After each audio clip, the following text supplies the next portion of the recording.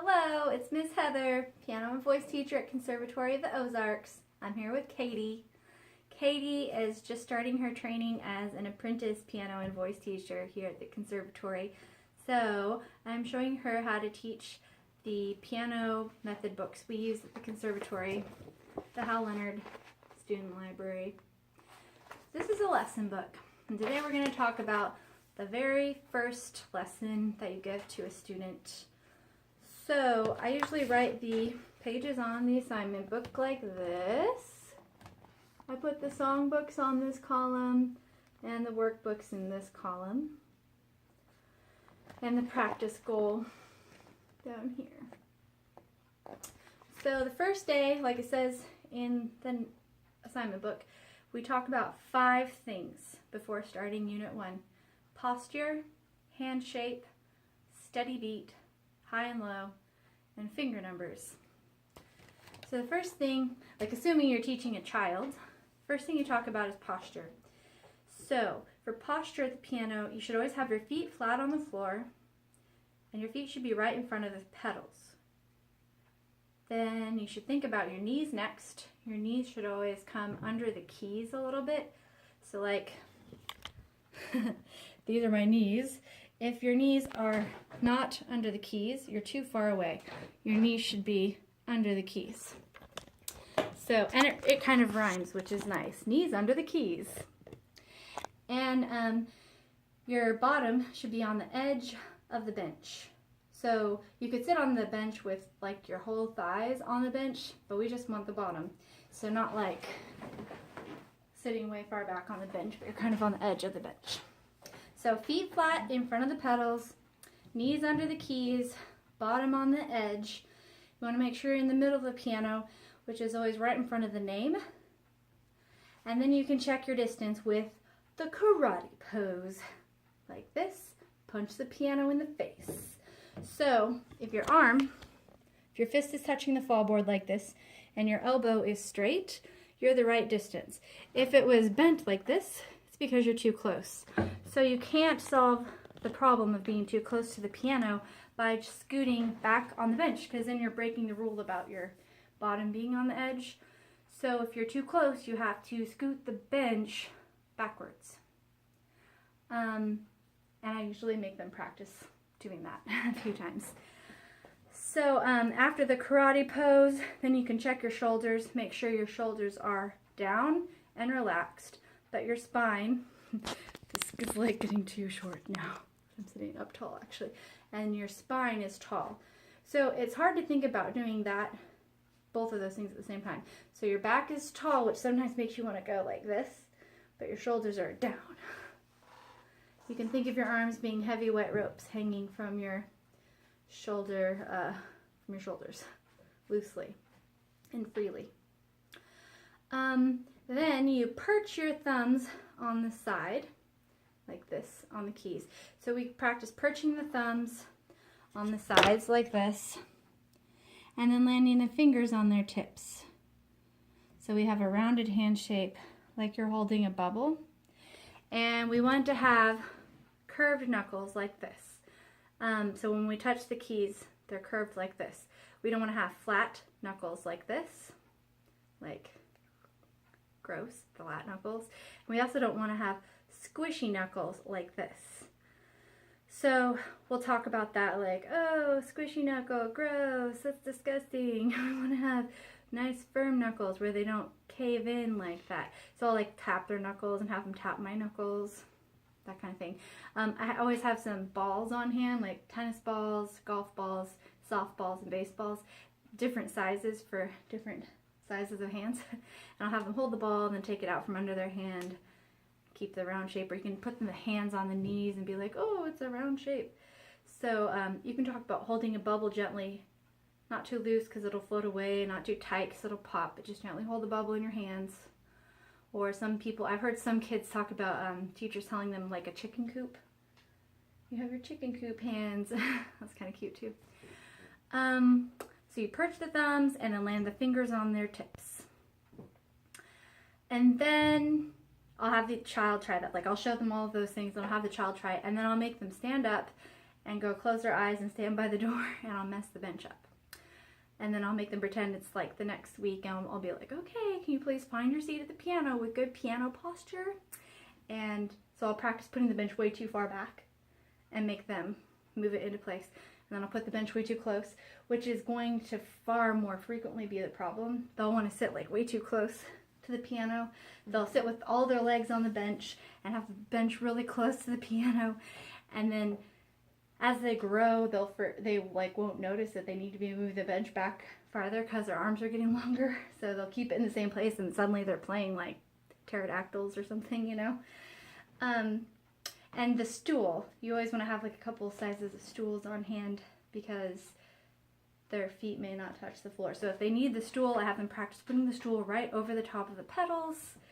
And I'll mess the stool up too when I mess the bench up. And then we'll do that again the next week. When they come in, I'll be like, okay, let's see if you remember how to find your piano posture.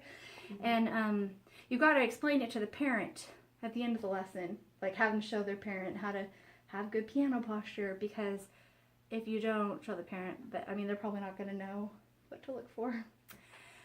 So that's the first thing. And the second thing, piano posture and hand shape, the rounded hand shape. Do you have any questions about that? No. Okay. Pretty simple. So that is on page 3. And you can show the picture. Look, his back is tall and his feet are flat on the floor. And look at how his shoulders are relaxed and da-da-da. And then here's the hand-shaped picture. Nice curved knuckles. The second thing is steady beat. So it's super easy to just skip over these first few pages, but you should not. It's important to do them. So it just takes a few minutes to say, because that way if they know what a steady beat is, and when later you're playing and you're like, oh, was that a steady beat? They know what a steady beat is, instead of just like, I don't know. So I have all these tracks saved to my phone, so I can just play them. So I'll be like, do you feel your heart beating? It goes thump, thump, thump, thump. It has a steady pulse. So sometimes your heart beats fast, like, and it's a fast speed. Sometimes it beats slow. But it always has a steady pulse, hopefully. And so I'm like, and that's what music is like. It has a steady pulse. It can go fast or slow or medium, but it needs to always be steady as far as we're concerned right now. So track 1 is going to be slow, track 2 is going to be medium, and track 3 is going to be fast. And I just have them try to clap. So for some kids, this is like the easiest thing in the world. It just is like nothing. There actually will be some kids though who can't clap a steady beat. And so this gives you a chance to start determining their aptitude and figuring out how it's going to go. If they struggle with it, then you should do it, work at it a little bit. But if it's easy for them, just move on, You can, if you do need to work on it a little bit with them, because it's not easy for them, you can vary it by start having them clap at first, then you can pull out one of the drums and have them bang on the drum, or bang together with some of the sticks or whatever, so they're not just clapping and not getting it and clapping and not getting it. So I'll play this one. I'll be like, all right, see if you can clap a steady beat with this.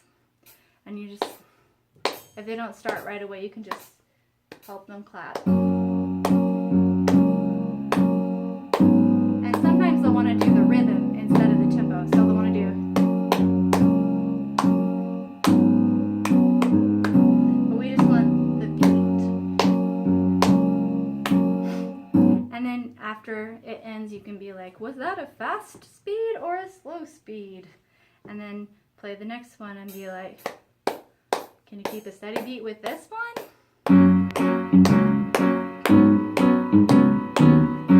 And then ask if that was fast or slow. And then you have the third one, which is the fast tempo. So it's also a really good thing to count off for these. They always give 2 measures, because that way when they come to the first song that they have to play, they'll already be used to hearing the tempo and following it, rather than just playing without any sense of pulse. So you can be 1, 2, 5, 6, 7, 8. So it gives you a chance to establish that 5, 6, 7, 8 means time to start. And this is the speed we're going to go. So it's kind of nice. So that's all this page is. This page for a lot of students is going to be like 30 seconds long. It's probably not that complicated.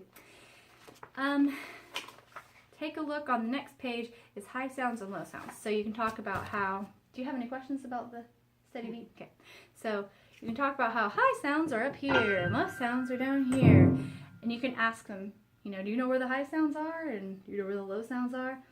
A lot of kids get, and adults too actually, get high confused with loud. Like if they're like, ah, and you're like, sing higher. They'll be like, ah. You're like, no, that was louder. Higher is, ah, you know, a higher pitch. One confusing thing about the piano is that up is right and down is left.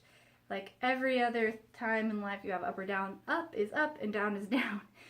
So that's a little confusing sometimes. So you can be like going up high and going down low. And this is just a little song that you can, if they catch on to that really fast, like they're like, yeah, this is high, this is low.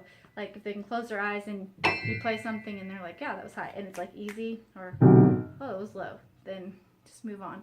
But if it's like a little kid and they're getting them mixed up, high and low, you can play the song. It's track number 4, and you can just sing along. When I look down low by my toe, bugs, slugs, and snails all grow way down low, and then just let them play like some random low sounds. And then after the high part, let them play some high sounds, and then at the end you go low and high. So it's just practice on low and high. Any questions about that? Okay, so far we did piano posture, hand shape, steady beat, high and low, and now the last thing is finger numbers. So this is pretty simple too, except that in piano, this is finger number 1. A lot of people want this to be finger number 1. And if you have a young child, they may have a hard time with right and left too. So, learning the finger numbers may be easy for them, and if it is, then just teach to them and move forward. But if it's hard, there's a lot of different things you can do. I usually start, this is page 6, I usually start each lesson while they're in unit 1 with the finger tapping drill from page 6. So you start by, you know, I'll just say, let me see, I can level this down low. So I'll be like, okay, tap your 1s, and make sure they tap on the side, because the 1s are different than all of the other fingers. And then tap your 2s, tap your 3s, tap your 4s, tap your 5s, and check to make sure that they have the firm knuckle, not the squishy knuckle and not the flat knuckle. So if you see this, that is maybe the right finger number, but it's not the right shape. So part of this exercise is to learn the finger number, part is to learn the right rounded hand shape. So you want to look at both while they do the drill. And if you see them with flat fingers, be like, oh, where's your bubble? And if they're squishing, be like, oh, is that a firm knuckle or a squishy knuckle, you know? And if their nails are long, they won't be able to have the right hand shape. So you'll have to be like, oh, I don't know if your nails are a little too long. And it pushes your tip backwards, so you can't have the rounded hand shape. So if it's easy to do 1, 2, 3, 4, 5, then start mixing them up. So you'll be like 3s, 5s, 2s, 4s, 1s. And then if that's easy, the next step is to be like right hand 3, left hand 4, right hand 5, left hand 2. So just randomly hands separate. Once they can do that easily, then they've mastered the concept and they can move on. If that is hard though, and they're like struggling week after week, like you're like right hand 2 and they're like takes forever, then come up with some other things to do. Like you can have them put their hands together like this, find your 3s, and they can like wiggle like that. And they can even practice these, like I tell the parents, like if you're in the car or whatever, you can even practice. You can just hold them in the air, find your 4s, find your 2s, right hand 3, left hand 5, whatever. But they should be able to find the finger like without thinking about it, like pretty much as fast as you can say it.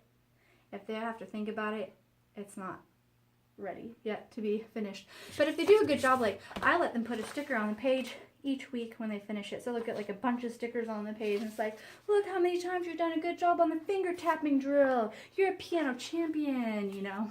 So it's okay that they've done it a bunch of times. It's not something bad. So that's through page 6. And with most students, that's what I cover in the first lesson, because then the next thing is starting Unit 1. So this is like laying the foundation for Unit 1. And it's easy to just skip over and not really talk about posture. Just figure they'll sit on the bench and they'll figure it out and they'll be fine, you know. And they'll play the keys with their fingers and it'll be fine. But if they have the good technique established at the beginning, then you don't have to fight that battle later. It's a lot easier to start with good habits right away. And then technique and solos don't have anything that week. So I just put those in the bag and I put a dash by the page number so that the parent knows, oh, there's nothing in there. It wasn't just like an oversight. Nothing in practice games yet. Then in Note Speller, you just identify right hand and left hand and which finger number is which. So, pretty simple. And in theory, you identify which items have a steady beat. And so if they're not sure, you can talk them through each one. Like, if they aren't sure if the chair has a steady beat or not, you can talk with them more about what is a steady beat. You notice that, because some kids do get confused about that. Most of the time adults know. And then here they have to draw a picture, something that makes a steady ticking sound. A bomb, a clock, a metronome, lots of different things make a steady clicking, ticking sound. Here, you have to do this with them. So each box, this is high and low. So you talk to them like about the sounds that each item makes. So what kind of sound does a cow make? What kind of sound does a chicken make? So which one is a low sound? Which one is a high sound? And then make them close their eyes and play like a sound and have them identify, oh, that was a high sound, like a chicken. So circle the chicken, etc.